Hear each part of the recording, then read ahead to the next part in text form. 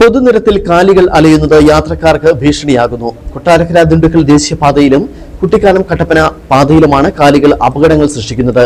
35 mile മുതൽ മരുതുമൂട് വരെയും Kuttikkanam Periyar 62 mile തുടങ്ങിയ ഭാഗങ്ങളിലും ദേശീയപാതയിൽ കന്നുകാലികൾ തമ്പടിക്കുന്നത് പതിവാണ്.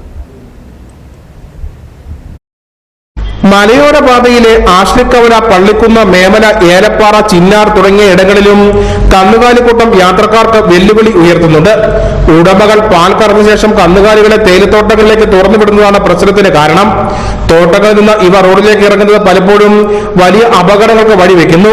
മഞ്ഞും ചാറ്റൽ മഴയും മൂലം കാഴ്ചവെക്കുന്ന സമയങ്ങളിൽ റോഡിൽ നിൽക്കുന്ന കാലികളെ കാണാൻ കഴിയാത്തത് ഡ്രൈവർമാരെ വലയ്ക്കുകയാണ്. ഇരുചക്ര വാഹനങ്ങളാണ് ഇത്തരത്തിൽ കൂടുതലും അപകടത്തിൽപ്പെടുന്നത്. കഴിഞ്ഞ ദിവസം 62 മൈലിൽ കന്നുകാലി റോഡിന് കുറുകെ ചാടിയതിനെ തുടർന്ന് 3 വാഹനങ്ങൾ കൂട്ടിയിടിച്ച അപകടമുണ്ടായിരുന്നു. കന്നുകാലി ശല്യം കാരണം കല്യാണിക്ക് തന്നെ ഒരു അപകടം തന്നെ ഉണ്ടായി. ഇതിന്റെ ഉടമസ്ഥര് ആരാന്ന് വെച്ചാൽ അത് പഞ്ചായത്ത് കണ്ടുപിടിച്ച് ഈ കന്നുകാലികളെ അവരുടെ സ്വന്തം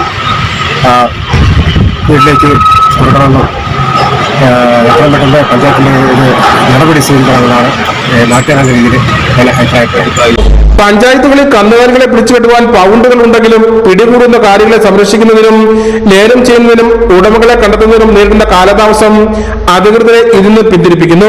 പൊതുനിരത്തിലെ ഈ കന്നുകാലി ശല്യത്തിന് അടിയന്തര പരിഹാരം വേണമെന്ന ആവശ്യം ശക്തമാണ്. Idukki vision news, Peermade.